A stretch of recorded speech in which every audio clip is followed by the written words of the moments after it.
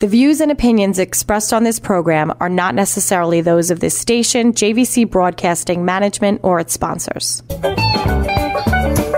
And now, it's time for Radio Jobline with your host, Scott Possessor, right here on 103.9 LI News Radio.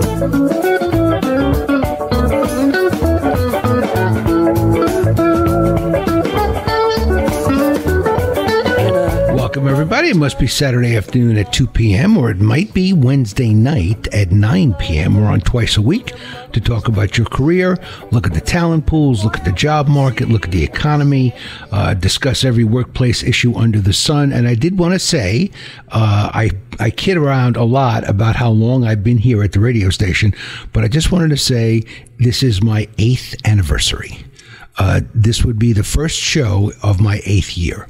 So congratulations to me for sticking it out all these years. And thanks to John Caracciolo for giving me a chance to do this and keep my audience from television. So we talk about everything. And you know what? There's a few topics that really listeners love. And one of them is artificial intelligence. When I post these shows on LinkedIn. I post them on LinkedIn, not because we don't broadcast, we broadcast, but as an extra way of getting listeners. And I'll get thousands of listens on LinkedIn. But the number one subject of all the things to post is social work, believe it or not, like keeping your mind in shape when you lose your job or anxiety or whatever. People love that. And then the second thing is artificial intelligence. So I have with me in the booth today a true expert on a corporate level. His name is Dave Mrozka. Yes. President and CEO of AI Strategy Corp.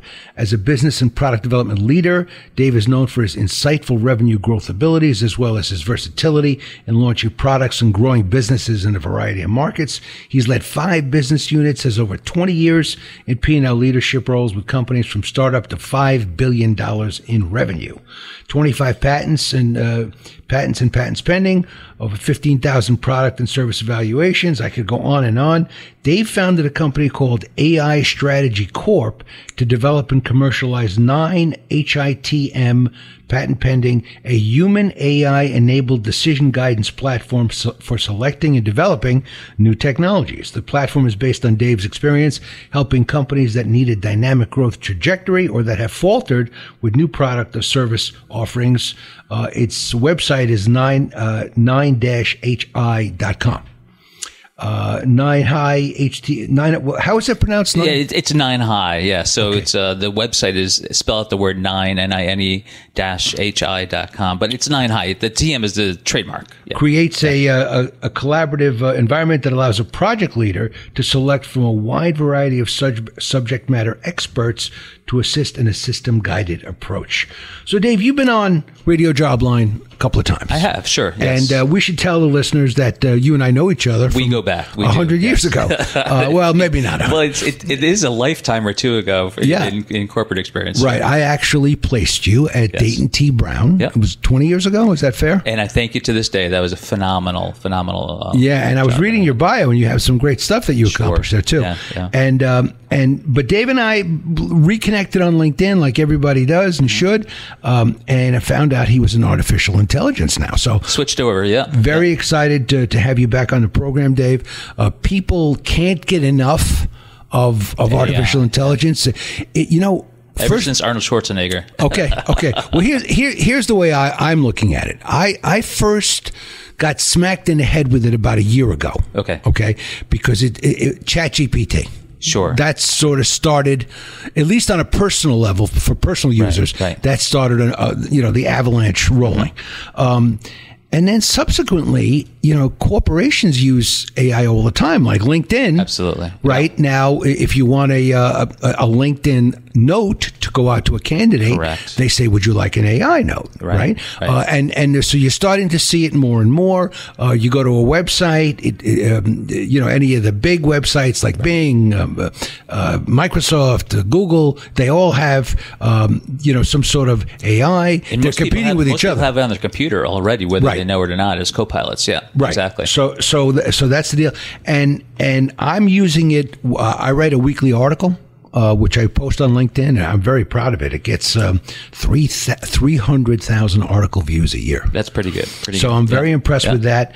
And I use AI not to write the article, because I could ask it to write the article too, but I use it to give me the information that I'm going to use for the article. So it's a research assistant for you. It's a research assistant for me. Okay. Now, and that's all I've done with it. I have not done anything. So the other day I asked it, can you never just tried just to see what it would come up with? Well, I did. Okay. I asked it if it could make me an image. Okay. And it says, no, I'm learning that. So I can't do that. Maybe the paid version can. So I think images are, but certainly people can make images with it. Yeah. And God forbid what type of images they're making. You have to be careful. Yeah. But, and then we talked in your previous appearance about guardrails. Yes. Are there guardrails? Because of everybody's seen, Arnold Schwarzenegger and the Terminator, and we don't want to be taken over by robots or anything else. Right. And then when I look at these robots today, it's even scarier because they're so capable. Physical robots. Physical robots. Sure, that are moving around, maybe in a factory doing something. Well, but they've got speed. They've got dexterity. Sure. They've got things they didn't have a few years ago. Right. And then I'm thinking, boy, how dangerous would it be if somebody put AI, an evil AI, in the mind of a robot or a fleet of robots, and then what do we have? Right. So we got a movie. So anyway, I'm just trying to get a perspective for the listeners of where it's at now. Sure. From a personal standpoint, from a corporate standpoint, sure.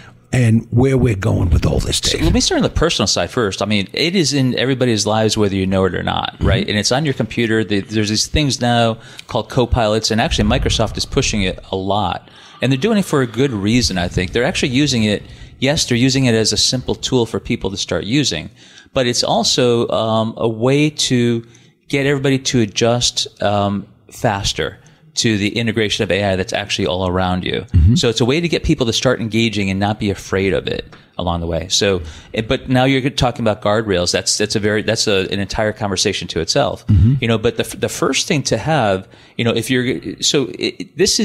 has come onto the human populace faster than any other technology that I'm aware of. In other words, think about cell phones, right? We went back to, where we first had our first, portable phones that were kind of big and bulky, and there was no graphical user interface on it. Basically, if you were just happy not to have a cord tied between you and the wall at the time, right? That was a cell phone. And, then, oh God, you dreamt of the day of, at some point where you could actually, send messages back and forth, and then that was there. So that took, a good years. It took a good 5 or 6 years, maybe even more closer to 7 years for that to evolve. Think about how quickly AI has come on top of us, right? And it's going to be imposing for people, right? And the people who run Microsoft, the people who run these other big companies around, they know that.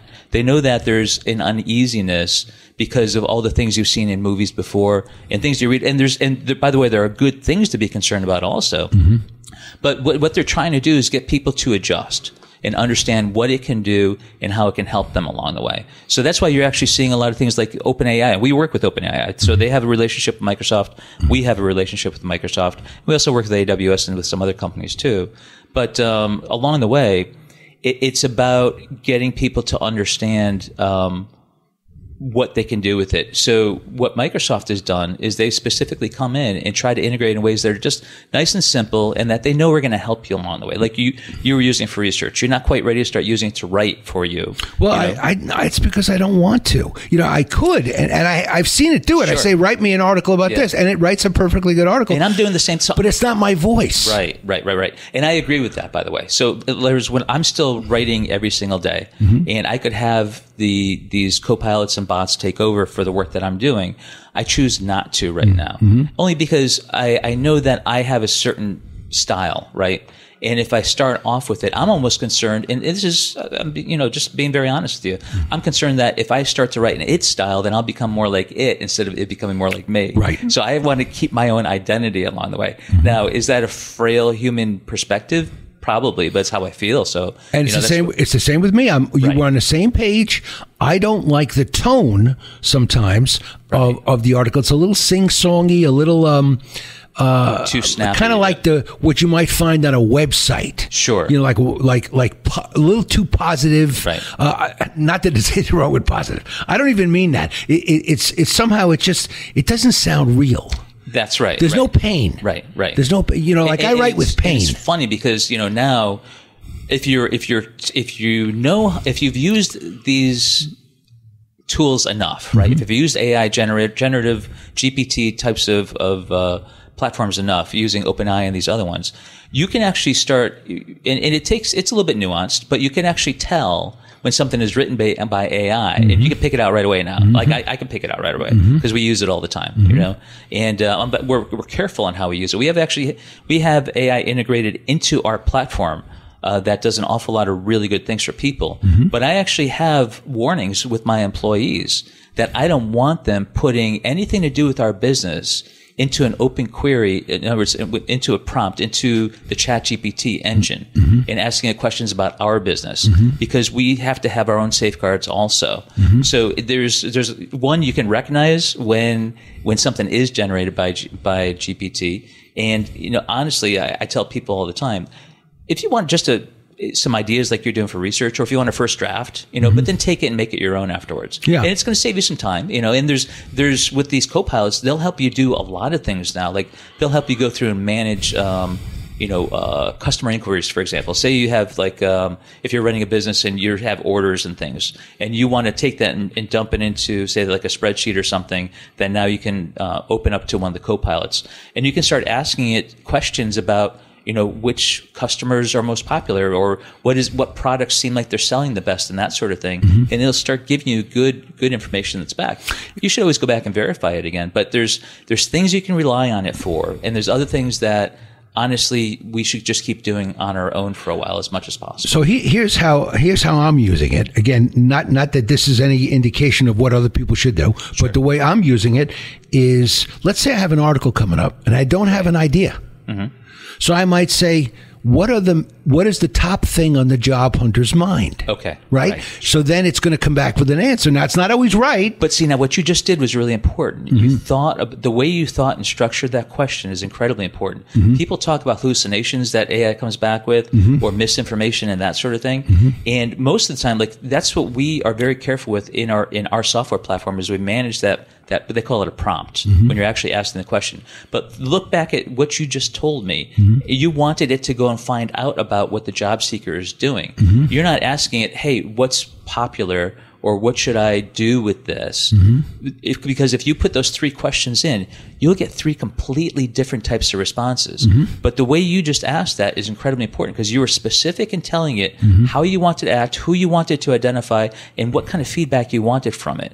And if you don't have all those elements when you're interacting with AI, you can get hallucinations and you can get errors and things that'll come back to you. So then step two. So you're more advanced than you thought you were as far as how you're structuring that. So then step two would be, now it says, okay, I'm worried about the interview.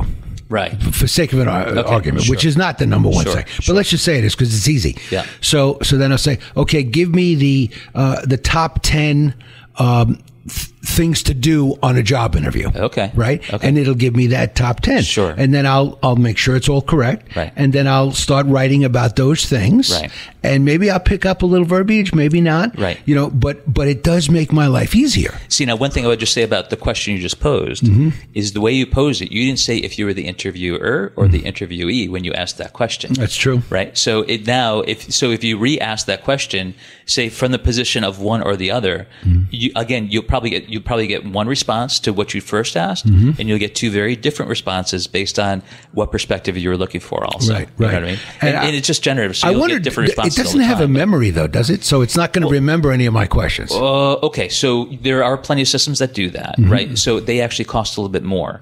So especially if you want to ask a series of questions, they have these things called tokens. Okay, so in more advanced systems, when you actually pay for a subscription, right, you get the higher level of service. They're typically associated with a certain number of tokens. And you're allowed, tokens are like pennies or dollars or however the system is set up. But they all use these tokens, and basically you can with certain systems string together multiple questions. You can have an ongoing conversation for hours if you wanted to. But recognize that every time that you have an additive question or comment that's going to feed to the discussion that you want that AI bot or agent to respond to, is getting a little bit complicated, but it's later. I'm trying to explain it very clearly. Every time you layer on another question, the cost goes up significantly for them. And if you have an account and you're paying tokens for that, it's much cheaper if you asked 5 separate disparate questions and put it together for yourself. If you want to have, and it's kind of weird, but it's funny that way, that if you want it to remember, and if you want it to be additive from one question to the next or conversation, or if you want it to write an entire book for you, for example, and you're going to sit there for 3 hours, the cost you're going to have would be hundreds of times higher than you would have if you asked individual discrete questions. Interesting. Okay, and it's just as routine, I have been asking some questions just like that, disparate questions.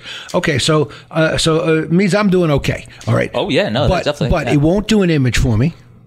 Okay, so you need to have a different service for that, because people are generating images and even movies now. Let me just jump in. Sure. Because I'm using Gemini. Okay. Now I don't. It started out with Bard. It was Bard, and now they changed names to Gemini. That doesn't mean they made it better.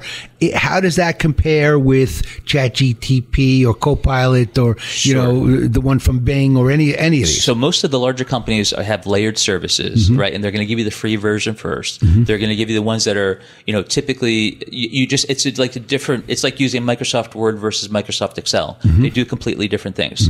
So you can't ask a program that's meant to respond back to you, in chat and discuss. You can't ask it to draw pictures for you unless you have a service that accommodates both of those along the way. So you literally have to shop around a little bit. You have to learn, which ones of these bots are can give you what kind of feedback you're looking for. But there's ones that'll write music for you. There's ones that'll make movies for you. Right. In video clips. You can have video clips done. I know. I mean, it all sounds wonderful, but I know there's cost associated with it. I like the free thing. Right.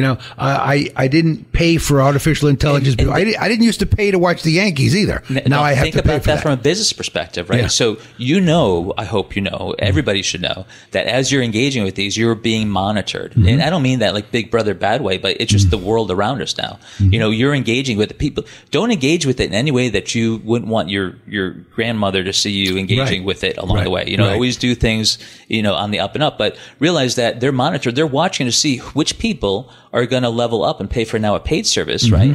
And that's incredibly important for how they even build out their platform. They're learning from you. They're always learning from you just as much as, even more so probably than you're learning from them. Do you think the free services will go away? No, there's no need to. That's not again, so those free services are what the bigger companies are putting out there just to get the public comfortable with engaging at all. And there'll always be somebody who has that, especially now. I mean, at least for the next 10 years that I can see, there's always going to be newer entrants coming in that were always afraid, didn't want to use it, or didn't have any part of it, or just, they had more of, they didn't have either an interest in it, or their job was more of a blue collar job and they didn't feel like they could, qualify, or they were good enough to use it, or whatever it might be. But people from different walks of life, or people who just never had the opportunity that other people do to engage with it along the way. They're always going to have the free version. There's no reason to do away with it. It doesn't cost them much at all. Is there any way to determine, without going into a big thing, approximately what it would cost to get a higher version? Oh, so if you want to spend $100 a month, right, then you can start using the more advanced versions, right? So, but your videos, pictures, you can start using that. Now, the frequency of it all depends on, like, for our business. It's different. We have literally like over 12 different large language models running in our platform. We have them coming through these AI agents. It's very sophisticated and running for thousands of users, right, at a time. And my costs right now are about $6,000 a month to do that. Now that's running a massive platform with a lot of stuff, right? So you start dividing that out by the number of users, and you're coming down to where it's really still very, very cheap, very inexpensive. And that's why you might actually want to look for some platforms that give you some of this AI capability that aren't a one-off. There's going to be more like it's going to be like your cable service where you get bundled things together. They want you to use the phone. They want you to use internet and television all together in one package bill. There's going to be packages like that. If you don't see them already, they're going to be rolling out once people get more and more comfortable with it. But it's got to be at a price point, and that's why they're studying us. They're studying how we're engaging with this, and they're understanding the market. Who are the people that are really, working with it, and what are they getting out of it? And because if you're not getting much out of it, it's not saving you time. When it comes to your wallet and your costs, that's going to really dictate, what you're willing to pay. So if you're not getting something of value, you're not going to pay value. Okay. I understand completely. Yeah. Dave, before we go too far, we're almost running out of time on this segment. Okay. Sure. I want you to tell people the name of your company. Sure. And your website. Yeah, sure. So it's, the company is AI Strategy, okay, because we have all different things that we're doing with it, with AI along the way. But the platform is called 9Hi, again, it's NINE-HI.com. And the HI actually stands for human intelligence. So what we've built is a platform that is human AI collaborative, so that you can understand risks in any business scenario whatsoever. If you want to grow your top line, if you want to save money, if you want to take product lines and services and extend them out to new marketplaces, any of those risks whatsoever, we model with the 9Hi, and we do it very, very competitively, very cheaply. Wonderful. It sounds great. Yeah. I hope it's really successful. You're listening to Radio Jobline with Scott Possessor. I have AI strategist, expert Dave Mrozka on my show today. Very interesting discussion about AI, where it's been, where it is now, and where it's going. If you'd like to be on Jobline or have an idea for the show, you can write to me, scottp118@gmail.com. You should also connect with me on LinkedIn, because every Jobline is posted on LinkedIn, so you'll be able to see it if you're not able to get there at the regular times. We have another segment coming up with Dave. Be right back. May the four winds blow you safely home. Roll away the dew.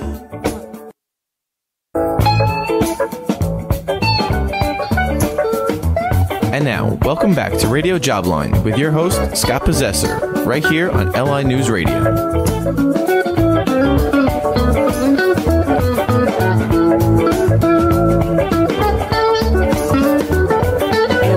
Welcome, everybody. This is my just beginning my 8th year here on Radio Jobline at LI News Radio. I'm very proud and pleased to be able to say that. And we talk about so many different topics on this program, and one of my favorite topics and one of the favorites of the listeners that from the feedback that I get is when we talk about artificial intelligence. Everybody wants to know more about it, how they can use it, how they can make money with it, and what they shouldn't do, what they should do, what the guardrails are, so on and so on. So I have like the expert on the show with me, Dave Mrozka, President and CEO of AI Strategy Corp. He's got a big deal coming up that you were just mentioning. Yes. Why don't you tell us a little bit about that? Oh, sure. So, we've been funded. So this platform that you can go and use right now at 9hi.com, we were funded about $5.6 million from the Department of Defense. Actually, part of it was directly from the Undersecretary of Defense. And so people shouldn't be concerned about that. The version we have out now is on the commercial cloud, purely for commercial use. It has nothing to do with the DoD, and we'll keep the two very separate. But what's important to understand is that this platform, as we're rolling it out, one of the first targets that we have is this group called Blue Forge Alliance. And if folks are in industry right now, especially anywhere that's in DoD, or if you want to be in DoD, or you're just in industrial products, the Blue Forge Alliance is going to be funded upwards of about $14 billion with a B to grow the U.S. industrial base, to have more submarine capabilities. You might have noticed even on television lately, on different channels, you'll see a lot of buildsubmarine.com, and you'll see a lot of trying things to spur on the workforce, to come into submarine build capabilities that we have for the U.S. And so one thing that I'm very happy to say is we're really on the verge of getting this contract with Blue Forge Alliance that they'd be using our platform, this 9hi.com, to invest a lot of money into the U.S. industrial base. Fantastic. And we're working locally here in Long Island. New York is very important. We were just saying that, back in what you took a look at World War II, and Long Island was the heartbeat of the nation as far as aviation goes. And, what we built in this small tract of land that we call Long Island, turned the war, the entire World War II with air superiority. So any kind of conflict we have in the future is going to be an undersea superiority that we're really looking for. So building out submarines and using 9 high with Blue Forge, it's all kind of aligning where, we can definitely tie in with local Long Island Sometimes businesses. what I don't know why I do it, but I look at what China has. I look at the battleships they have. Yeah, you have to. I look at the aircraft carriers they have, Yeah. and I look at the submarines they have. Yeah. And I go, they look more advanced than what we have. Oh, so they have certain technologies that are very advanced for sure. You always have to be careful what you see and what they want you to see. That's true. Okay. That's true. 1. Okay. And then 2 is we, and I'm not going to go into it, but we have very good intelligence within our Defense Department, and we do great things, and we know that we have certain superiorities along the way, and we're always working to our strengths. Right? We're always building, supporting your vulnerabilities, but build to your strengths. Okay. So the submarine capabilities we have are unmatched. Okay. Unmatched. That's good. Yeah. Good to know. Yes. Any other good news like that? Let me know. All right. So you talked about some of the sages out there, the technology sages. What do they have to say about AI right now? Yes. So there's 2 folks I wanted to reference, and it's not, again, let's put the DoD aside. This is just AI in general, right? So you have if anybody who has this in your investment portfolio, NVIDIA. So they create chips that are able to do massive amounts of computing and parallel computing and ways of computing that the older style chips never did before. So they're taking over the market, right? And the money that is being generated and thrown at them to grow as fast as possible is just incredible. So the CEO, his name is Jensen Huang, and real good. I enjoy. He's one of those inspirational people. You just love hearing certain people talk because they're trying to give you their vision of the future, and they've had very good 2020 sight getting here. So you expect that they have a good sight going forward also. But one of the statements he made was a little concerning, and I think it was a little bit over the top. Be honest with you, what he was actually talking to students in computer science. So these people are just about to come into the workforce, or in high school, saying they're thinking about getting more into AI and computer science along the way. He's actually discouraging them from going and becoming computer science majors. Yeah, we were talking about this. And this is unheard of, honestly. Normally, people in your industry are encouraging more and more to come into your industry and to grow it. Now, okay. So, and I kind of disagree with that strong of a statement. Right. Yes, okay, the work that they're going to do is going to be different and change, right? So it's going to have to be much more collaborative, and they're going to have to have a bigger aperture in the things that they understand and they can do. But you still need, so like I have a mechanical engineering degree, okay? But with that, I learned computer science, I learned chemistry, I learned electrical engineering, I learned all these things that you learn in a good broad-based, a technical degree. And I wouldn't discourage people from getting a computer science degree, but you should be taking business classes also, because those are the people who are using AI now and are going to use even more of it in the future. Finance, marketing, you name it, wherever your passion is, but don't turn down technology. All right, well, let's do a little sidebar. Okay. So I'm thinking of the old commercial I used to see on TV where the programmer's in the basement and he's got some crushed Mountain Dew cans, some cigarette butts, and he's been up all night. Yep. That was what they tried to show computer program was all about. Absolutely, sure.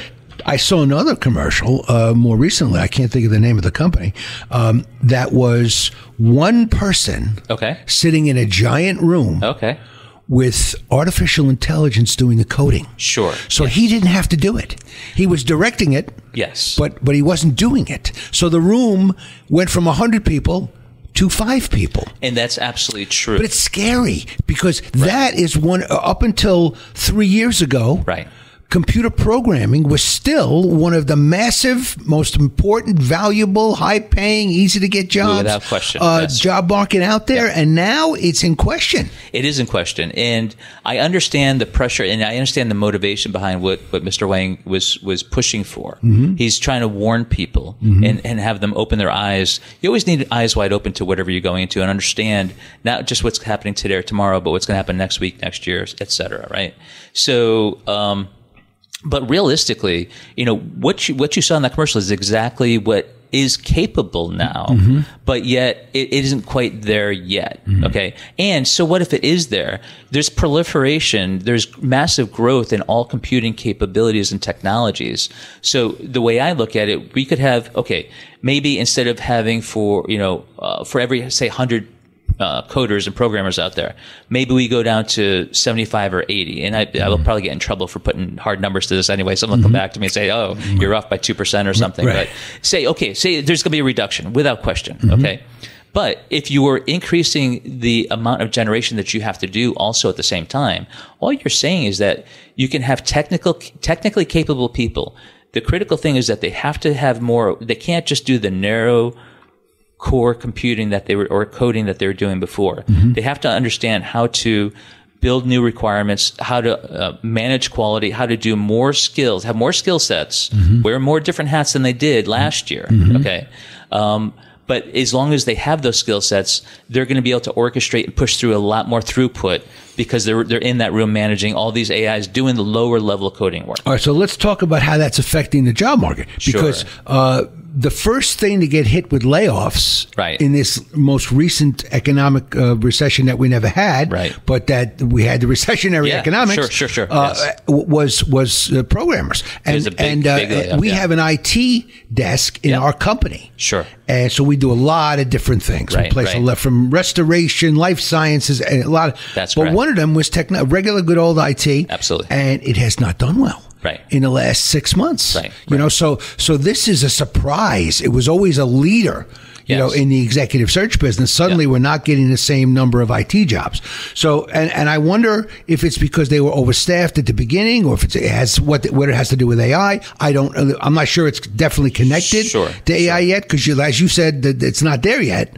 You know, but there have been massive layoffs. Not there 100%. No, and they had big layoffs. So honestly, they were the organizations that were doing. There was a stagnation that was really going on where they kept all the people in place, even though they weren't really as busy as they always were before. But that didn't just, I mean, they did a layoff that, like, and I know there's some of the big companies that we were working with, is in the beginning of 2023, you know, and Microsoft went through big restructuring, and, you know, Elon Musk with all his companies went through and restructured what they did. And then he started showing how Twitter could be run with 20% of the people that they had originally. So there was a little bit of stagnation where they should have been trimming. You know, they should have been steadily trimming along the way, but they didn't.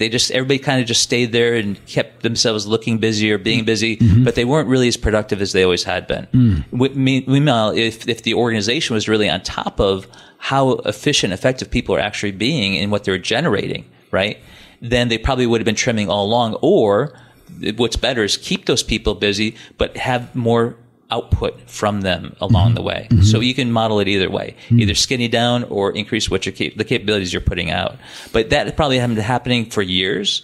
And all of a sudden people just came to the realization of, oh yeah, we can just do this with half the people we had before. You know, and that's probably more of what happened. So now as we go forward, I completely buy into the fact that there will be struggle, you know, and that's kind of a human condition that we always get into. There's always going to be change. We always have to figure out how it affects us along the way. And people running businesses are going to have to come up with, you know, the KPIs, right? The key indicators that they have, you know, that show how they're being efficient when they're running businesses. But, yeah, so that will be a struggle. But the one thing I want to point out, there's another expert I want to reference along the way. She was part of a presentation 2 weeks ago that Long Island Association and the Hauppauge Industrial Association came together on, and they did an AI conference. And this lady was really interesting. Her name was, if I can find it here, it was Radhika Dirks, and she's co-founder of a company called Rebo AI and also X Labs. And she had some really good insights that I just want to share with everybody real quick. And what that was is take the 100% of the knowledge base that you're using today for your job, okay? Throw 80% of that 100% away, because it's not going to be, it's not what you can put on a flag and wave as, here's my value. So before your value proposition was this, all these capabilities you can do. Now assume that 80% of that, do your own prioritized list and throw 80% of it away, because that's what AI will be taking over. Okay, now what's the 20% that's left? And now grow that. That's your highest value. And that's the way people really should be looking at their career strategically. When they're looking at your skill sets and the capabilities that you have and what you add to your company along the way as an employee, take that top 20%. But here's the trick. Here's something else you threw in. It's not just on you. You're not by yourself. We have all the social medias out there, and you have actually AI to help you too. Our platform actually uses AI to help humans along the way to be better and to do better things within the 9High platform. So what she really recommends, and it totally just locked and synced with me in the way I look at things also, is that it's all about collaboration. You want to be working with those other people who have those other 20% pieces, and you want to be sharing and learning from them and bringing all your skill sets together. You can't work in isolation at all. You need to be collaborative. And by being collaborative with other people, maybe they're creative in one area, you're creative in another area, but you take your combined 20%. Next thing you know, you're back to where you're offering 100% of your own new skill sets because you've learned them by collaborating with so many other people. So some careers are unaffected, like let's take an EMT. Okay, sure. Right. You have to go out. Right. You can't, nothing they can do about that. That's a very good one. Probably, but by the way, my son's an EMT up in Binghamton right now, so I'm learning an awful lot about that safe. Job. Yeah, okay. yeah. And many other things you can't affect with AI. Sure. But so many things can be affected. Absolutely. But I'm looking at being a recruiter. I'm a recruiter. Right. I'm going to be retiring fairly soon. Yeah. But what's happening to my business? I don't know. I don't really see yet, any tremendous impact, although it does help us get a little faster, right. And so on. But you got to look at each individual business. If you're in college now, yes, and you started college, during COVID when before this AI thing hit, sure. And it hit like a ton of bricks. Yeah. But let's say you didn't know that. So so you went to college, you're a computer science major, you're some other kind of major, and you got to rethink. You do, and you should. You better be. And you have to be ahead of the curve right now. I mean, I've got all three of my kids are in college right now, and they've got friends that are computer science majors, and they're really worried, and they have reason to be concerned, but not worry about it. You know what I mean? Because quite honestly, it means you're going to have to work. You're going to have to open your aperture. They're going to have to learn more about business, more about healthcare, more about some other specialty area instead of just writing code along the way. Even like AI that you see now, there's a lot of AI tools that are out there that are so narrowly defined and so singular that they're not really creating any value for businesses and for corporations. Businesses and corporations need to learn what AI can do and then integrate it in a way that accelerates the growth, brings more opportunities to them, and helps them grow as an organization. Have you noticed that suddenly everybody wants to sell you something? So your poor inbox now is flooded with, would you like to integrate AI? I don't even check anymore because I got thousands and thousands of things I haven't opened.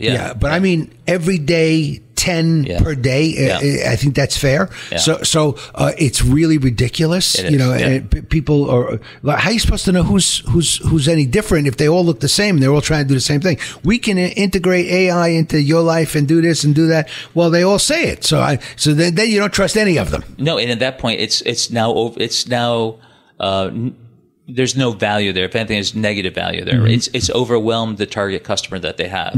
So there's, and that's the thing.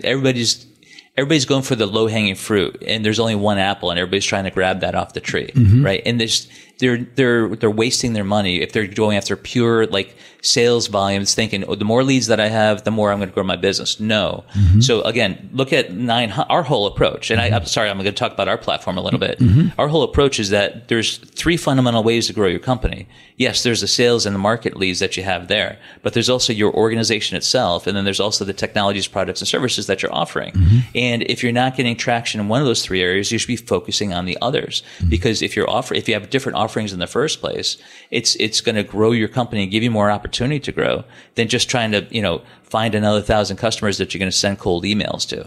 That's just not, if it's not effective, cut bait and do something else, and that's what, unfortunately, there's a lot of companies that are not learning from that, and they're wasting their time and they're wasting our inboxes. All right. So let's talk about the government level. Sure. Okay. What's happening on the government level? And I think the last time you were here, I told you that what a non-fan I am of Congress. Okay. Sure. They're all showboats. Right. I don't like the way they yell at the people they're interviewing. For themselves more than for the unbelievable. People. Yeah, sure. It's a disgrace. Yeah. And I hate to use that word, but okay, what are they doing?